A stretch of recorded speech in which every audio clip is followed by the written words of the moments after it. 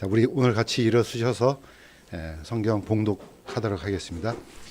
요한복음 10장 22절에서 31절까지 교독하도록 하겠습니다. 예루살렘에 성전 봉헌절이 이르렀는데 때는 겨울이더라. 예수님께서 성전 안에 솔로몬의 주랑에서 거니시더니 그때 유대인들이 그분 주위로 와서 그분께 이르되 당신은 언제까지 우리로 하여금 의심하게 하시나이까? 당신이 그리스도라면 우리에게 분명하게 말씀하소서 하며 예수님께서 그들에게 대답하시되 내가 너에게 말하였으나 너희가 믿지 아니하였도다. 내가 내 아버지의 이름으로 행하는 일들이 나에 대하여 증언하거늘 내가 너에게 말한 것과 같이 너희가 내 양들에 속하지 아니하므로 믿지 아니하는도다. 내 양들은 내 음성을 들으며 나는 그들을 알고 그들은 나를 따르느니라. 내가 그들에게 영원한 생명을 주노니 그들이 결코 멸망하지 않을 것이요 또 아무도 내 손에서 그들을 빼앗지 못하리라. 그들을 내게 주신 내 아버지는 모든 것보다 크심에 아무도 내 아버지 손에서 능히 그들을 빼앗지 못하느니라. 나와 내 아버지는 하나이니라 하시니라. 이에 유대인들이 돌을 집어 다시 그분을 치려 하거늘. 잠시 기도하겠습니다. 하나님 아버지, 오늘 드렸던 찬양처럼 우리의 온 마음과 또 우리의 온 혼을 다하여 주님께 드리는 예배가 되기를 원합니다. 이 땅에 오셔서 하나님의 뜻을 행하고 우리의 모든 죄를 사하시고 다시 하나님 우편에 앉아 계시다가 분명한 약속 가운데 주께서 오시는 그 영광스러운 모습을 상상해 봅니다. 아버지 하나님, 그날이 되기까지 이 땅에 살아가는 모든 그리스도인들에게 소망이 되시고 또 오늘 우리가 드리는 이 예배 가운데 임재하셔서 저희들에게 놀라운 더 큰 은혜가 임하는 그런 예배가 될 수 있도록 도와주옵소서. 감사드리며 예수님의 이름으로 기도드렸습니다. 12월 이제 마지막을 향해서 이제 가고 있는 그런 즈음이 되었습니다. 또 많은 사람들이 이제 12월쯤 하면은 다 성탄절을 기억하고 또 매년 해왔던 과거를 아마 기억하는 그런 달이 아닌가 생각이 듭니다. 그런데 오늘 읽었던 이 내용처럼 예수님께서 성전 안에 나타나셔서 유대인들하고 이제 거의 마지막 성전 안에서 이제 대화를 하시는 그런 장면이 오늘 읽었던 이 부분입니다. 사람들마다 또 각 나라마다 굉장히 중요하게 여기는 포커스가 다 다릅니다. 우리나라는 어떻게 보면은 상황이 이러니까 남한과 북한 사이에 있는 이 갈등을 해소하고 어떻게 보면은 먼 훗날 우리나라를 위해서 통일에 대한 소망을 꿈고 뭐 그런 것들이 있을 수 있습니다. 각 나라마다. 그렇다면 유대인들은 지금 현재 유대인들은 뭐에 가장 관심이 있겠습니까? 사실 유대인들은 가장 관심이 있는 게 성전입니다. 우리가 계속 놓치고 있는데 이 유대인들은 이 성전이 없이는 하나님께 온전한 예배를 드릴 수 없다고 생각합니다. 그래서 지금도 여전히 이 성전을 향해서 성전이 세워지기를 기도하는 그런 지금 상태에 있습니다. 자, 그런데 오늘 이 나오는 이 단어 중에 하나가 특이한 단어가 있습니다. 성전 봉헌절이라는 단어가 있습니다. 그런데 개역 성경에는 수전절로 되어 있습니다. 저는 이 단어가 다르면은 왜 다를까 하고 추적을 합니다. 그래서 그 뿌리를 정확하게 이해해서 이렇게 해서 성경이 이렇게 기록됐구나. 이렇게 이제 저는 그게 이제 버릇이 되었습니다. 근데 한자를 보니까 개역 성경에는 수전절이 이게 닦을 숫자, 숫자가 그렇게 됩니다. 그러니까 뭔가를 잘 닦아서 깨끗하게 해서 어떤 성전을 이제 정결하게 한다. 그런 의미가 들어 있습니다. 그런데 여기 킹제임스 성경에는 성전 봉헌절 이렇게 되어 있습니다. 이걸 사실 히브리어로 하면은 하누카입니다. 하누카라는 단어는 아마 처음 들어왔을 겁니다. 이 단어가 이제 여러 가지로 번역이 이렇게 되다 보니까 사람들이 이게 뭘까 생각을 하는 경우가 많습니다. 성경 안에서는 이렇게 딱 한 번만 기록되어 있는 단어가 있습니다. 이것을 이제 전문 용어로 이제 하팍스 레고메논, 하팍스 레고메나. 어렵죠? 우리나라 말로 하면 단발어. 딱 한 번 기록된 단어. 이건 굉장히 어렵죠. 어디에도 없고 딱 한 번 된 단어는 이거는 뭐 번역자들도 어렵습니다. 이 단어가 바로 성경 신구약을 통틀어서 딱 한 번 기록됐습니다. 그것도 요한복음에 이렇게 기록되어 있습니다. 다시 한번 설명하면은 이때 이 성전 안에서 예수님께서 거니실 때 이제 유대인들이 와가지고 도대체 언제까지 우리를 시험에 들게 하느냐고, 이 그리스도가 맞으면 정확하게 좀 얘기 좀 해달라고. 그러니까 예수님께서 내가 수많은 기적들, 수많은 선포들 이 속에 다 얘기했다. 그런데 너희들은 아직 믿지 못한다. 믿지 못한 이유가 뭐냐? 너희들은 내 양이 아니다. 이렇게 선포를 해버립니다. 자, 그러면서 마지막에는 나와 아버지는 하나다. 그러니까 어떻게 해요? 유대인들이 그때 어떻게 했습니까? 마지막 액션이 돌을 집어서 죽이려고 했습니다.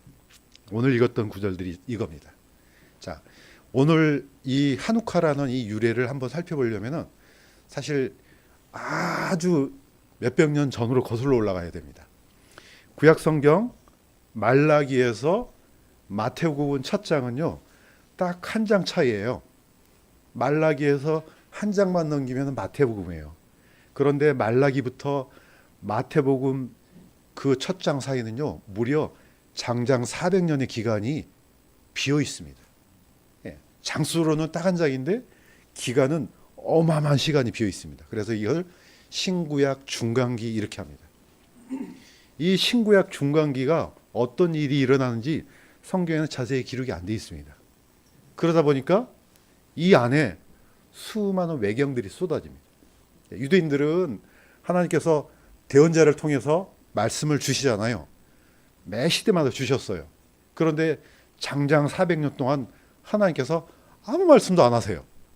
그러니까 사람들이, 유대인들이 하나님께서 왜 말씀을 하지 않지? 자, 이때부터 뭐가 쏟아지기 시작합니까? 거짓 성경이 쏟아집니다. 외경들이. 그래서 이 안에 수많은 외경들이 쏟아진 겁니다. 여기에 속으면 안 된다는 거죠. 근데 하나님께서 침묵하신 이유가 사실 있죠. 말라기 선지자를 마지막으로 나중에 이제 드디어 성전에서 누가 제일 먼저 만납니까? 신료 요한의 아버지가 성전 안에서 가브리엘을 통해서 이제 메시지를 받잖아요. 자, 이 기간 동안에 일어났던 일들이 그러면은 성경에 전혀 기록되지 않기 때문에 어떻게 알겠습니까? 그래서 만들어진 성경이 외경 마카비라는 성경입니다. 마카비서는 우리가 역사적으로 참고를 할 수 있는데 성경은 아니에요. 그렇지만은 이 마카비서를 통해서 어떤 일이 일어났는지는 우리가 알 수가 있습니다. 나중에 이제 인터넷이나 뭘 통해서 책을 보시면은 마카비서를 한번 구해서 보시면은 이런 일이 일어났구나. 우리가 이제 이해할 수 있습니다. 다시 한번 복습하는 그런 마음으로 이 그림을 한번 보겠습니다. 구약과 신약 사이에 굉장히 중요한 사건이 일어납니다. 이미 다니엘을 통해서 저기 고대 바벨론부터 시작해서 마지막 10발가락 제국까지 어떤 역사가 일어날지를 미리 얘기했습니다. 이거는 다니엘은 거의 600년, 주전 600년 전의 사람이에요. 그러니까 엄청나게 오래전에 앞으로 세상 역사가 이렇게 흘러갈 것이다 해줬죠. 그래서 제일 먼저 바벨론 사저로 표현됐죠. 메데페르시아는 곰으로 표현됐습니다. 그 다음에 그리스는 표범으로 표현됐습니다.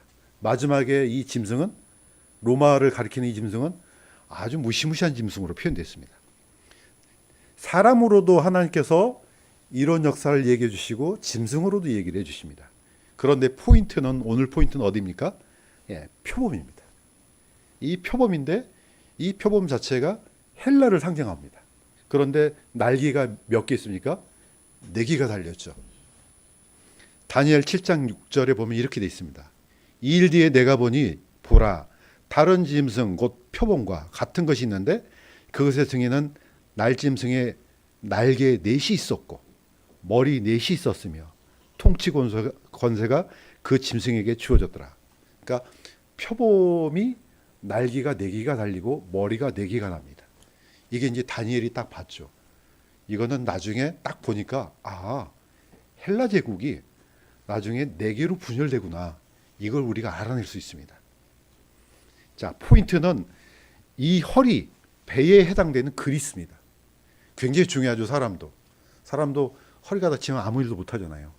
역사적으로도 보면은 이 허리에 해당되는 이 헬라가 굉장히 중요합니다. 왜 중요하냐?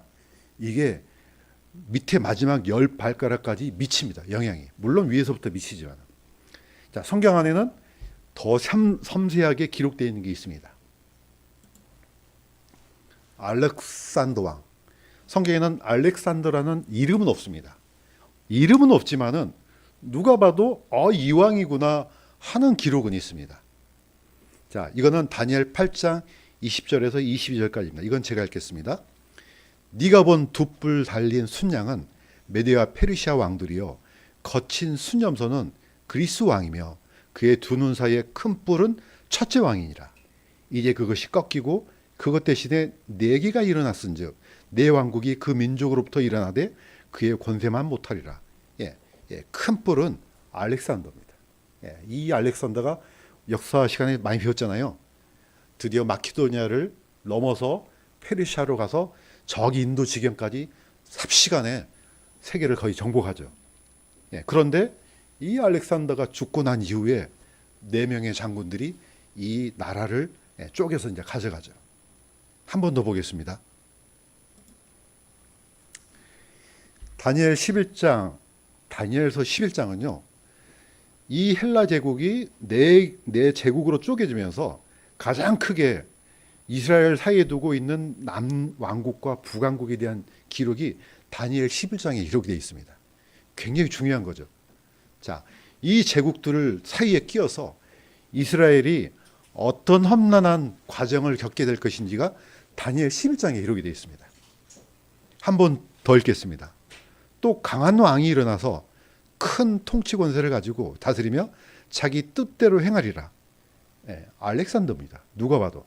그가 일어날 때 그의 왕국이 깨져서 하늘의 4바람을 향하여 나뉠 터이나. 알렉산더가 죽고 나서 이제 왕국이 4개로 쪼개지죠. 그런데 그것이 그의 후손에게 돌아가지 않으며, 알렉산더는 아들이 없이 죽었지만은 이미 뱃속에 아들이 있었어요. 그런데 그 장군들에 의해서 다 죽임을 당합니다. 그래서 그 알렉산더가 이 왕이 이룩했던 그 헬라의 엄청난 그 영토가 하나도 돌아가지 않습니다. 전부 다 나눠져 버립니다. 그의 왕국은 뿌리째 뽑혀서 그들이 아닌 다른 사람에게 돌아가리라. 이게 헬라 제국이 겪었던 역사입니다. 이걸 보면 더 쉬울 것 같아요. 이걸 보여드린 이유는 지금 세계사 공부를 하려는 건 아닙니다. 왜 이 지금 한우카가 지금 어떻게 해서 생겼는지 그걸 설명하려고 합니다. 이 알렉산더는 너무나 출중한 어떻게 보면 군사적인 재능이 너무나 출중했던 것 같아요.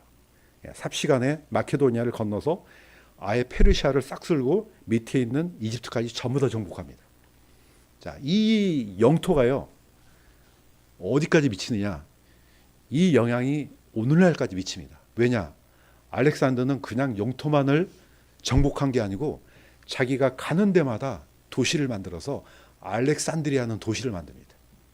그러니까 헬라 문화가 쫙 퍼지는 거죠. 전 세계로 다 퍼집니다. 자, 그중에 우리 알렉산드리아 그러면은 이집트에 있는 알렉산드리아를 기억합니다. 도시가 거기만 있는 게 아니고 전 세계에 다 퍼져 있습니다. 이집트에 있는 알렉산드리아가 유명한 이유는 거기에 세계에서 가장 큰 도서관이 있었기 때문에 우리가 이렇게 알려져 있습니다. 자, 이 사람의 죽고 난 이후에 크게 4사람이 이 왕국을 차지합니다. 자, 그래서 이집트에는 프톨레마이오스로 하죠. 이 장군이 여기를 차지하고, 셀레우크로스라는 장군은 시리아, 바벨론 이 광대한 제국을 차지합니다. 리시마코스는 소아시아 지역을 차지하고 카선드로스는 본국을 차지합니다. 이렇게 해서 성경에 있는 4제국 4바람으로 나눠지죠. 이 얘기를 다니엘은 이 사건이 일어나기 전에 거의 300년 전에 다니엘서에서 기록했습니다. 그러니까 성경이 있는 그대로 이루어진 겁니다. 자, 보시는 것처럼 이스라엘은 어디에 끼었습니까? 예, 저기는 셀레우코스하고 포톨레미아스 이 왕국 사이에서 이렇게 치이고 저렇게 치이고 여기서 두들겨 맞고 저기서 두들겨 맞고 이 사이에 있습니다. 그러니까 이스라엘은 어떻게 보면은 이러지도 못하고 저러지도 못하고 그런 형국이 이제 된 겁니다. 얼마나 많은 시련을 겪었겠습니까? 바로 그런데 이 이스라엘이 이런 시련 속에서 우리가 주목해야 될 부분이 하나 있습니다. 이 이스라엘을 가장 힘들게 했던 사람 중에 한 사람이 바로 안티오쿠스 4세입니다. 세계사 시간에 나옵니다. 이 사람. 이 사람은 저희가 주전 175년에서 164년 사이인데 약 10년 가까이 왕으로 있으면서 이스라엘을 거의 쑥대밭을 만듭니다. 왜 그러는지 한번 보겠습니다. 이 사람이 왕이 되면서부터 누구를 갈아치워 버리냐면은 대제사장을 갈아치워 버립니다. 자, 제사장은 오니아스 3세까지는 합법적인 제사장이에요. 그런데 이 야손이라는 사람은 물론 사독계열의 레이지파 사람은 맞는데 이 사람은 어떤 사람이냐?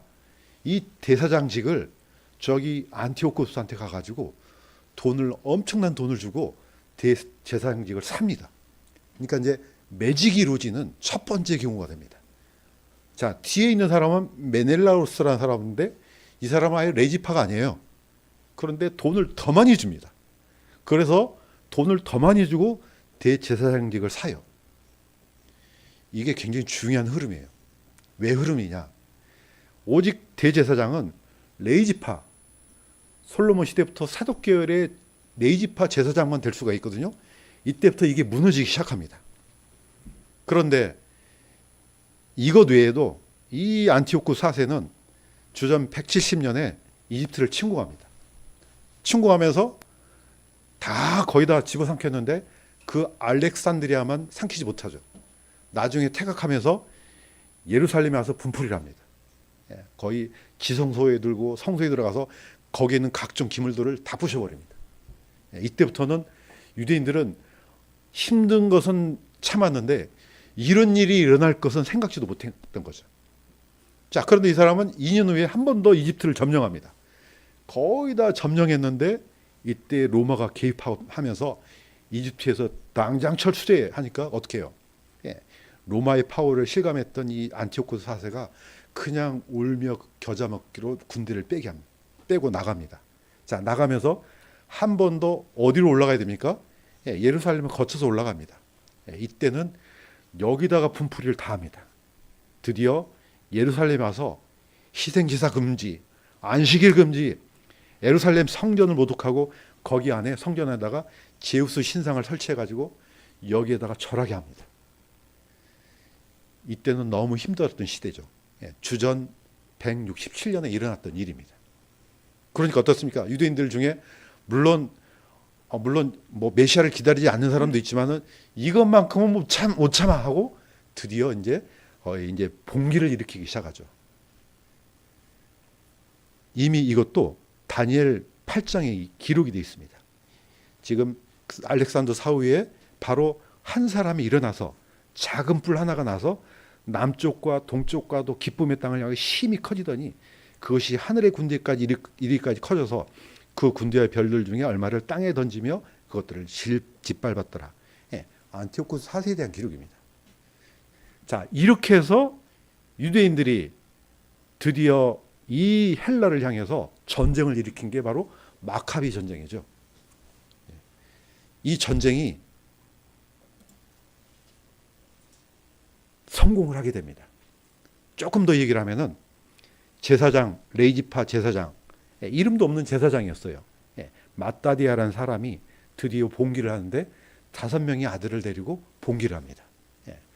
여기다 대고 자기 마을에 와가지고 이런 제우스 신전을 세우고 또 하나님 앞에 이 희생제사가 아니고 돼지 제물을 바치고 자 이런 짓을 벌이니까 이 사람이 너무 분노해서 자기 아들과 함께 이 헬라 제국과 이게 뭐 전쟁이랄 것도 없죠. 게릴라전을 펼치죠. 자, 그런데 그 중에 출중했던 사람이 바로 세 번째 아들 유다입니다. 유다, 이 사람의 별명이 마카비입니다. 망치란 뜻을 갖고 있고, 자, 이 사람에 의해서 나중에 천신만고 끝에 164년에 드디어 성전을 회복합니다. 바로 이 성전 회복일이 오늘 읽었던 성전 봉헌절입니다. 이걸 이스라엘은 한우카라 그러고, 그러니까 한 번만 나왔기 때문에 번역하기 힘들어요. 이게.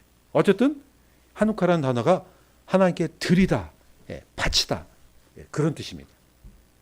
12월에 이스라엘은 7대 절기 말고 2절기가 더 있습니다. 그런데 이건 하나님께서 명령하시지 않는 절기예요. 그렇지만은 하나님께서 명령하시지 않았지만은 하나님께서 허용하셨던 것 같아요. 첫 번째는 불임절이잖아요. 불임절도 하나님이 명령한 건 아니에요. 그렇지만은 하나님께서 페르시아에 있는 유대인들을 건져주신 것에 대한 감사로 이걸 기념일을 지켜요. 그 중에 하나가 바로 이 한우카입니다. 그런데 공교롭게도 이 한우카가 거의 12월 성탄절하고 약간 겹칠까 말까 합니다. 올해는 일주일 전에 일어났습니다. 일주일 전에 전 금요일부터 해서 지난 금요일까지가 한우카입니다. 이 절기에 8일 동안 지킵니다. 왜 8일 동안 지키느냐? 이 유다 마카비가 드디어 성전에 와서 이제 보니까 성전에 있는 이 기름이 하루치밖에 없는 거예요. 야, 이 기름은 올리브유예요. 그냥 아무거나 넣어서 그냥 불 밝히면 안 됩니다. 자, 그러다가 죽은 사람이 있었죠. 나답과 아비우. 아론의 두 아들 나답과 아비우가 다른 불을 피우다가 죽었잖아요. 그러니까 이 사람들이 그 역사를 알기 때문에 그냥 뭐 석유를 붓고 이렇게 할 수는 없습니다. 오로지 정결한 올리브유만 여기에서 부어야 됩니다. 그런데 딱 보니까 하루밖에 안 남았어요. 그럼 이 불이 곧 꺼지잖아요. 그런데 놀랍게도 하루밖에 남지 않는 이 올리브유가 무려 8일 동안 불이 꺼지지 않았습니다. 어떻게 보면 하나님께서 이 성전 안에서 그런 기적을 보여주셨다고 저는 믿습니다. 이렇게 해서 그걸 기념하기 위해서 여기에 있는 촛대를 9개를 만들어서 지금 현재 이스라엘은 9개의 촛대에 불을 붙이는 그런 기념일을 갖고 있습니다. 왼쪽에 있는 그림처럼 원래 등잔대는 7개예요. 성전에서 가장 힘들었던 작업 중에 하나가 이 메노라라고 합니다. 황금 등잔대. 이거는 금덩어리 하나를 쳐가지고 전체를 다 망치를 두들겨서 만들어요. 얼마나 작업이 힘들겠어요. 그러니까 유대 전승에 의하면 가장 힘든 작업 중에 하나래요. 지금이야 뭐 이거는 뭐 쉽겠죠. 하지만 그때 당시의 기술력으로는 가장 어려운 기술력이었대요. 이 밑에서 이 올리브유가 이 작은 관을 타고 들어가서 7개의 빛을 다 밝힙니다. 한꺼번에 다 밝히죠. 바로 이게 바로 메노라인데 모세의 성막에서는 이게 하나만 있습니다.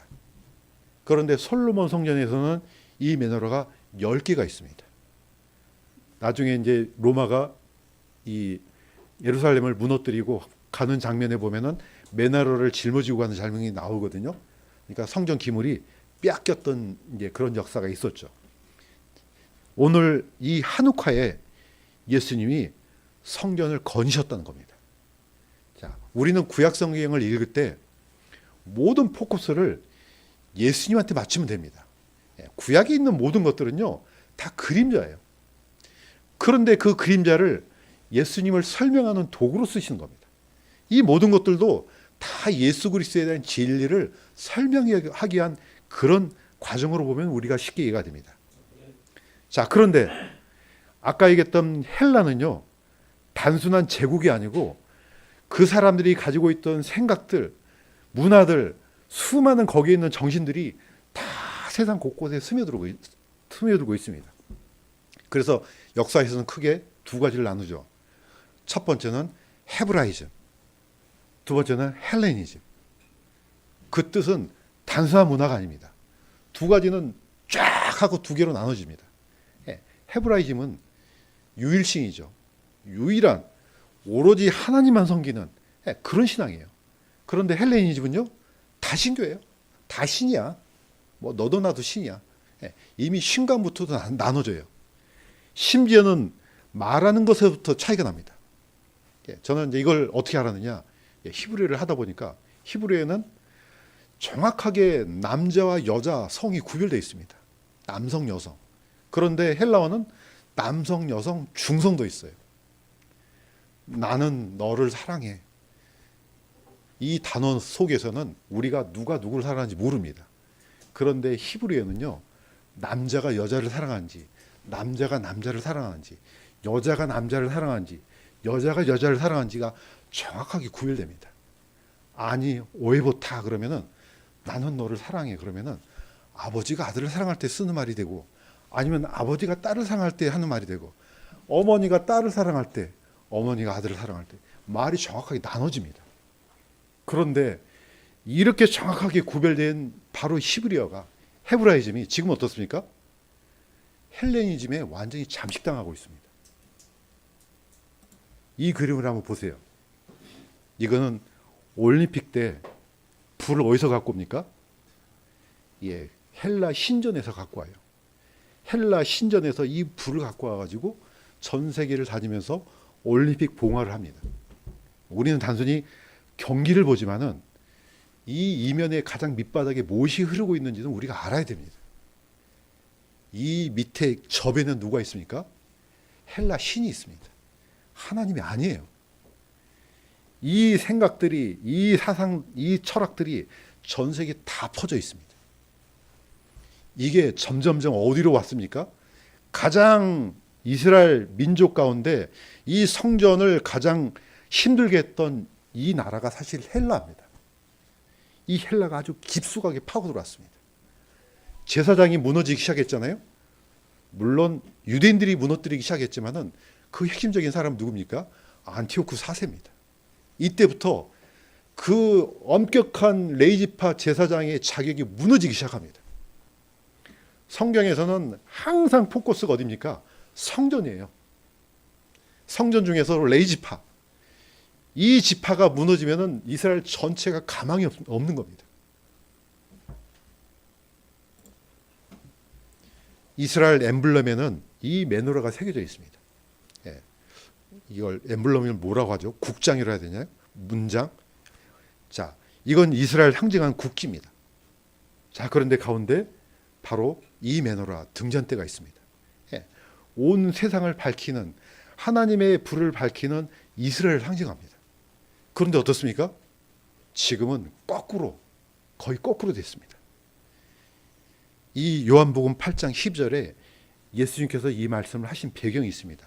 이건 같이 한번 읽겠습니다. 시작. 나는 세상의 빛이니 나를 따른 자는 어둠 속에 다니지 않고 생명의 빛을 얻으리라. 이 빛은 예수 그리스도입니다.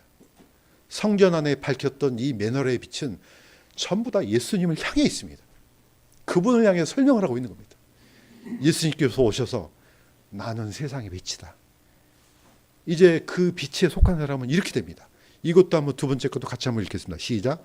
너희는 세상의 빛이니 산에 세운 도시가 숨기지 못하리라. 예수님은 본래 빛이고 그 빛을 받은 사람도 또 우리도 빛입니다. 메노라가 바로 예수 그리스도를 가리키지만은 유대인들은 이 사실을 까마득히 모릅니다. 성전 안에서 예수님을 만났지만은 그분이 뭐 하는 분인지 몰랐습니다. 이게 엄청난 어둠이었다는 겁니다. 12월이 되면은 매번 크리스마스, 성탄절 축하곡 찬양합니다. 그러나 우리는 정확하게 알고 불러야 됩니다. 그분께서 왜 오셨냐 이거죠. 왜 이 땅에 오셔서 십자가를 지셨고 왜 오셔서 우리의 죄를 대속했는지 적어도 이건 알고 우리가 적어도 섬겨야 되지 않겠냐 생각이 듭니다. 자, 이스라엘이 당한 이 흐름을 한번 보겠습니다. 예수님께서 마지막 성전 안에 들어가셨는데 보니까 이건 완전 난장판이에요. 성전은 분명히 예수님께서 기록된 바 내 집은 기도하는 집이라. 하나님께 기도하는 집이죠. 또 하나님께 예배하는 집이에요.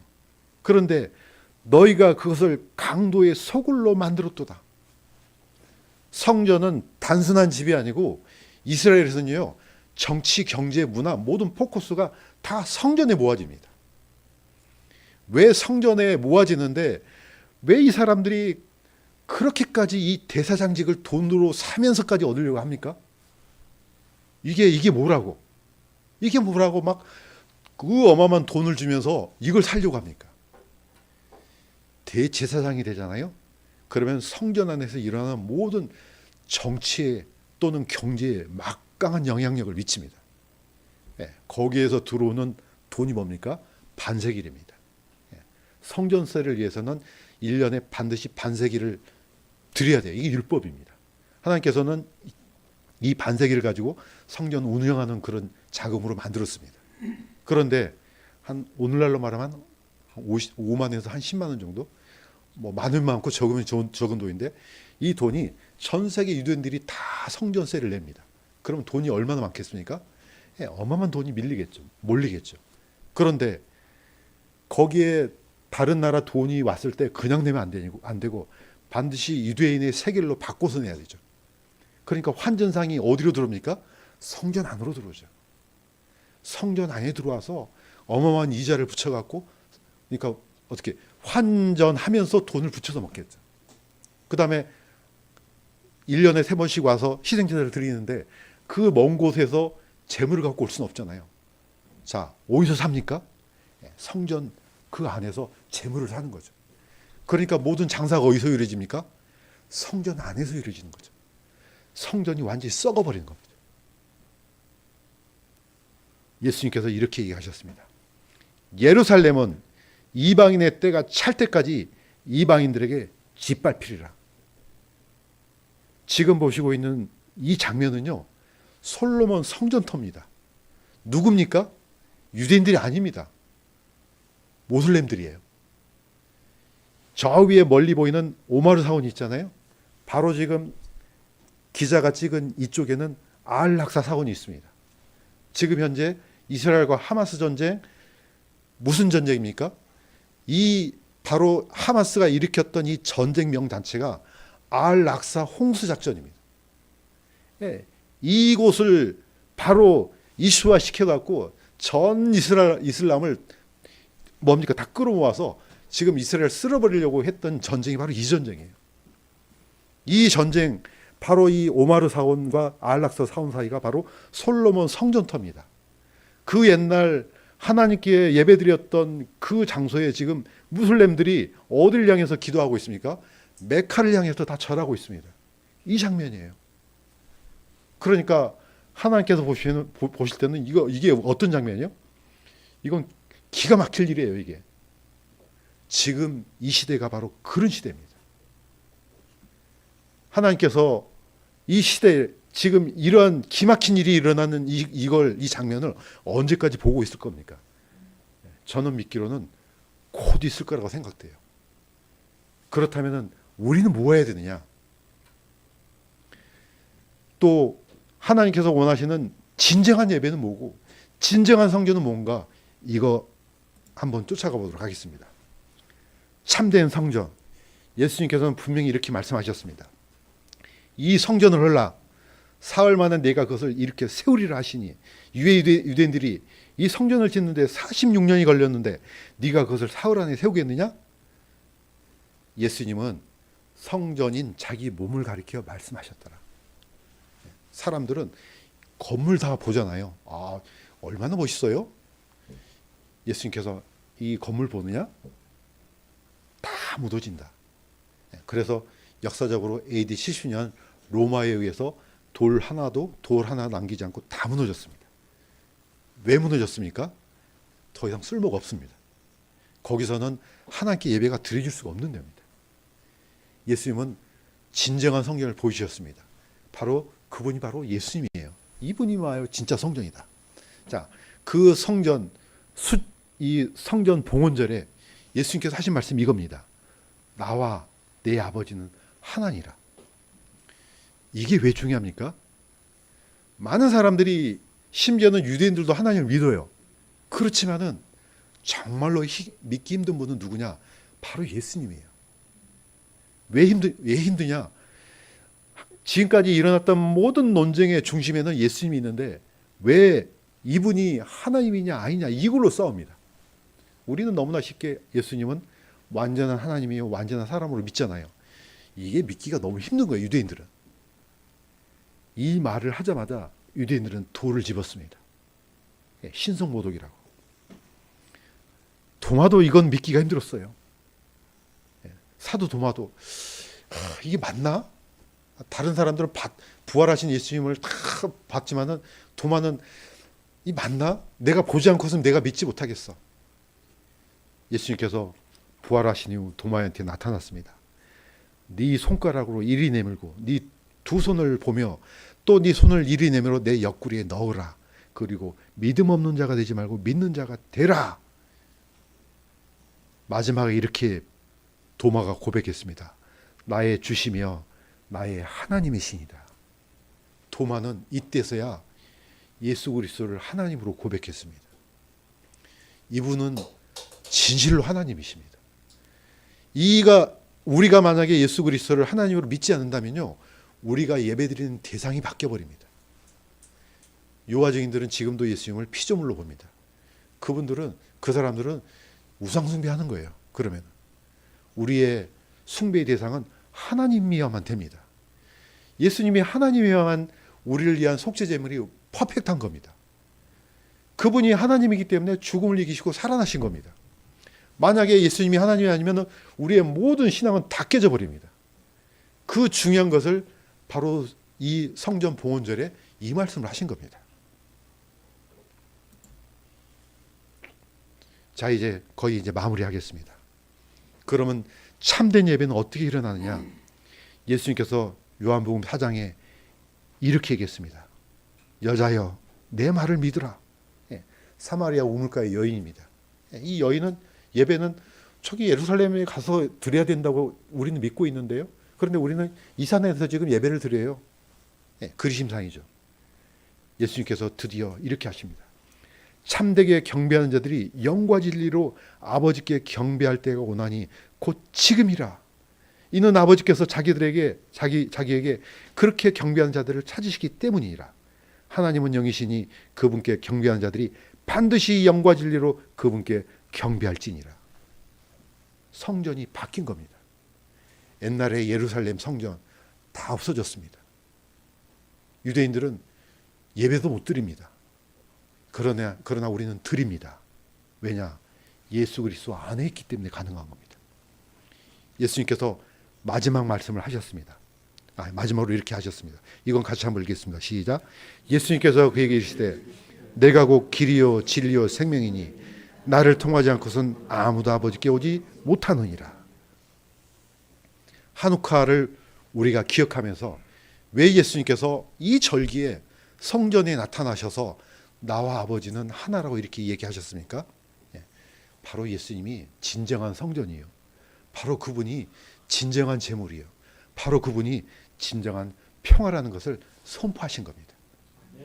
그래서 우리는 예수님 안에 들어와서 길이요 진리요 생명 되신 예수님을 우리 안에 영접하고 예수님께서 다시 오시는 그 약속 가운데 소망을 두고 예수님을 섬기는 나날이 되기를 주님의 이름으로 간구드립니다.